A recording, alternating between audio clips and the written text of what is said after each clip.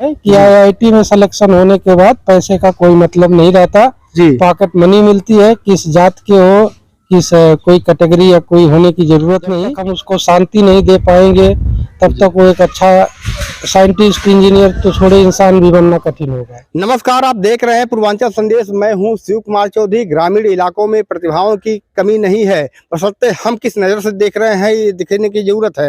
आज हम जोगोलिया विकास खंड के अंतर्गत ग्राम पंचायत सिरसिया में मौजूद है, जहां पर सिरसिया में आपको ऐसी प्रतिभाओं से मिलाएंगे जिसको आपने कभी सोचा नहीं था। हाँ, आज हम मिलवाएंगे कि यहाँ से इस विद्यालय से पढ़ने वाले एक वैज्ञानिक हैं जो इस पर काम कर रहे हैं और यहीं सिरसिया के रहने वाले हैं। उन्होंने प्राथमिक विद्यालय पर अपनी जो है ली है शिक्षा, इसके बाद इस जूनियर विद्यालय पर उन्होंने पढ़ा है जहां से हम इंटरव्यू आज कर रहे हैं।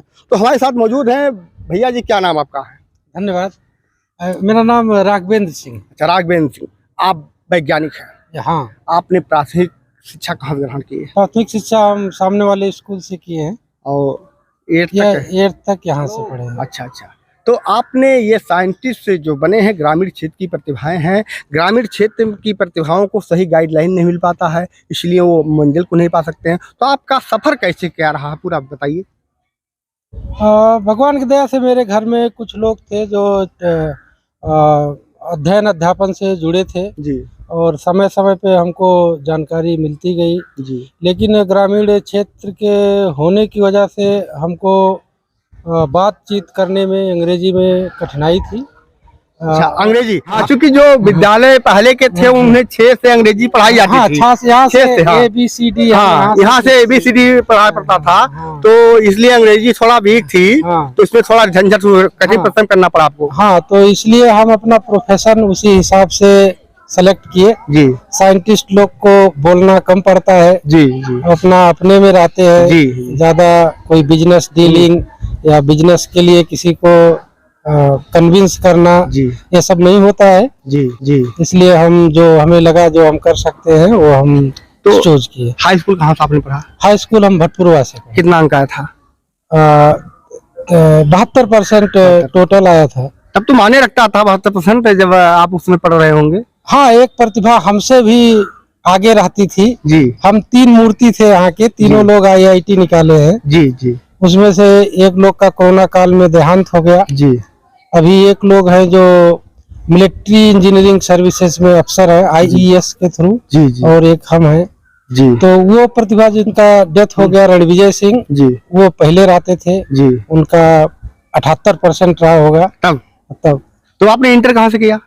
हम लोग क्योंकि इस क्षेत्र में इंटर का कोई स्कूल नहीं था उस समय, जहाँ पे हरैया में था जी, कलवारी में था, लेकिन वहाँ पे भी कोई टीचर उतना एक्सपीरियंस्ड या उतना साइंस पढ़ाने वाले लोग नहीं थे। तो हम लोग SSB इंटर कॉलेज फैजाबाद से पढ़े थे। तो कितना % नंबर आया था? वहाँ पे हमारा 74% आया। तो देखिए, आपने हाई स्कूल तक की शिक्षा आपके अगल बगल की भटपुरवा इंटर कॉलेज पे की, इसके बाद ये चले गए फैजाबाद में पढ़ाई इन्होंने किया। इसके बाद क्या हुआ? और इवन फैजाबाद में जो हम लोग पढ़ाई किए, जो यहाँ के लड़के थे, इसी स्कूल का वो भी लड़का था जी, जो दूसरा IIT है नारायणपुर का जी। तो सब लोग साथ में ही रह के अपना खाना पीना बनाते थे, पढ़ते थे। फिर बात आई कि तैयारी किया जाए जी। हमारे घर में भाई बहन की शादी थी, उतना सक्षम नहीं थे लोग। हमको तब एक फिटजी कोचिंग दिल्ली हुआ करती थी जी, तो वहाँ पे वो चले गए। हम लोग का उतना सक्षम नहीं थे, बनारस चले गए जी। बनारस में 1 साल कोचिंग किए, फिर सिलेक्शन हो गया। और एक चीज मैं बता दूं जो सुन रहा है कि IIT में सिलेक्शन होने के बाद पैसे का कोई मतलब नहीं रहता जी। पॉकेट मनी मिलती है। किस जात के हो, किस कोई कैटेगरी या कोई होने की जरूरत नहीं। आपको अगर आपका गार्जियन का एनुअल इनकम कम है तो आप मुफ्त में पढ़ोगे। अच्छा, तो इस समय आप जो है वैज्ञानिक हैं, किस पे काम कर रहे हैं? हम जैसे पहले बोले, हम अभी भी उतना अच्छे से बोल नहीं पाते हैं। जी, जी, जी। ऐसा लगता है, लेकिन अब लगता है कि कंफर्टेबल है जी जी। हम मैथमेटिकल मॉडलिंग करते हैं। जैसे एक अमेरिका की कंपनी है, मल्टीनेशनल कंपनी है, जो जितने भी साइंटिफिक चीजें होती हैं जैसे एरोप्लेन या कोई मशीनरीज इक्विपमेंट, उसको कंप्यूटर में उसका सिमुलेशन करने का एक मैं सॉफ्टवेयर डेवलपर हूँ। जी जी। तो ये बताइए कि इस क्षेत्र में जो हमारे युवा हैं, जो हमारे अभिभावक हैं, उनसे क्या अपील करना चाहेंगे? क्योंकि हमारे बच्चे हाई स्कूल के बाद, इंटर के बाद वो डिसाइड नहीं कर पाते हैं क्या करना है क्या नहीं करना है, इसको लेके परेशान हो जाते हैं। हम तो देखिए, हम इतना ही उम्मीद करते हैं किसी भी गार्जियन से कि पहले तनाव नहीं होना चाहिए परिवार में, किसी तरीके का शांति होनी चाहिए। अगर कोई से हम कुछ उम्मीद करते हैं, जब तक हम उसको शांति नहीं दे पाएंगे तब तक वो एक अच्छा साइंटिस्ट, इंजीनियर तो छोड़े इंसान भी बनना कठिन होगा। तो हमारी यही उम्मीद है कि गार्जियंस को बच्चों को एक अच्छा शांत इन्वायरमेंट देने की कोशिश करना चाहिए। तो आज के समय में देखा जा रहा है कि परिषदीय विद्यालयों की ओर से अभिभावकों का मनमोह हो जा रहा है, तो इस पे क्या कहेंगे? हम अब उतना ज्यादा तो जुड़े नहीं हैं, हम अभी स्कूल में आए और देखे। उसका एक वजह ये भी है, जैसे आप देखें कि जो टीचर और स्टूडेंट रेशियो वो अच्छा नहीं है। अच्छा नहीं।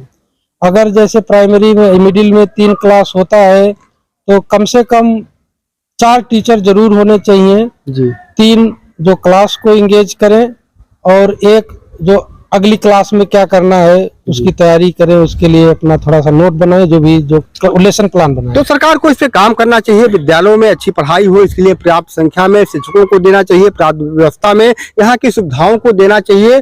तो सुविधाओं को प्रशासन द्वारा बढ़ाया जाए जिससे बच्चों में पढ़ाई का रुचि भी जागी, अध्यापक भी ठीक ठाक विद्यालय पर रहते हैं, समय से पढ़ाते भी हैं। उसी की देन है कि जो आज परिषदीय विद्यालयों में बच्चों की छात्र संख्या मेंटेन हो पा रही है। तो हम अपने क्षेत्र में हर छोटी बड़ी खबर को लेके आपके बीच में लगातार हाजिर हो रहे हैं। आज हम ऐसे क्षेत्र में आए थे जो सिरसिया गांव है, यहाँ पर ऐसी ऐसी प्रतिभाएं देखने को मिली जो हमने आपको इंटरव्यू के माध्यम से दिखाया है। और इन्होंने क्षेत्र से अपील की है कि जो भी अभिभावक अपने बच्चों को पढ़ाना चाहे, कोई फीस भी ज्यादा नहीं लगती है और बच्चों में सिर्फ परिश्रम करने की क्षमता होनी चाहिए। अभिभावक भी काम कर सकता है और अपने बच्चों को आगे बढ़ा सकता है। तो निश्चित तौर पर भैया ने जो बताया है इससे आप काम करेंगे तो आपके बच्चे निश्चित तौर पर आगे बढ़ेंगे। तो नमस्कार, धन्यवाद।